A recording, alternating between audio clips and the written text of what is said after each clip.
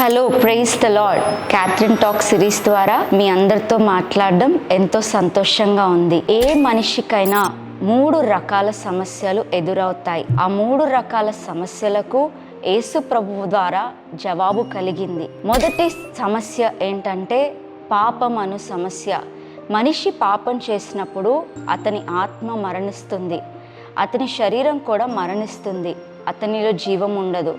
అయితే ఈ పాపం పోవాలంటే రక్తం చిందింపబడాలి. యేసు ప్రభువారు తన రక్తాన్ని చిందించి పాపాన్ని తుడిచివేసి మన హృదయాల్ని శుద్ధిగా చేశారు. రెండవ సమస్య శాపం అను పెద్ద సమస్య.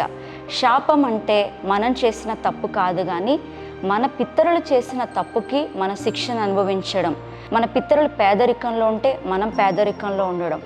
ఆ శాపానికి విరుగడ ఏంటి అనంటే, శాపం పోవాలంటే మ్రాను మీద వ్రేలాడాలి. యేసు ప్రభువారు కూడా మన శాపాన్ని తొలగించుటకు ఆయన మ్రాను మీద వ్రేలాడాడు. మ్రాను మీద వ్రేలాడగా మన శాప భారం అంతయు తొలగిపోయింది. మూడవ పెద్ద సమస్య ఏదంటే రోగము.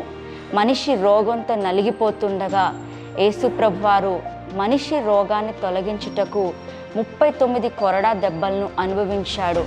డాక్టర్స్ చెప్తున్నారు, ఈ ప్రపంచంలో ఉన్న వ్యాధులు ఎన్ని అంటే 39 రకాలంట. యేసు ప్రభు 39 కొరడా దెబ్బలు అనుభవించి మనల్ని రోగము నుండి విముక్తులుగా యేసు ప్రభు వారు చేశారు. ఈరోజు పాపములో ఉన్నావా, శాపములో ఉన్నావా, రోగములో ఉన్నావా? వాటన్నిటికీ జవాబు యేసయ్య మాత్రమే. నువ్వు యేసయ్య దగ్గరికి వస్తే పాపము లేని, శాపము లేని, రోగము లేని జీవితాన్ని నీవు బ్రతకగలవు. ఈరోజు ఆ యేసయ్య దగ్గరకు రా. God bless you.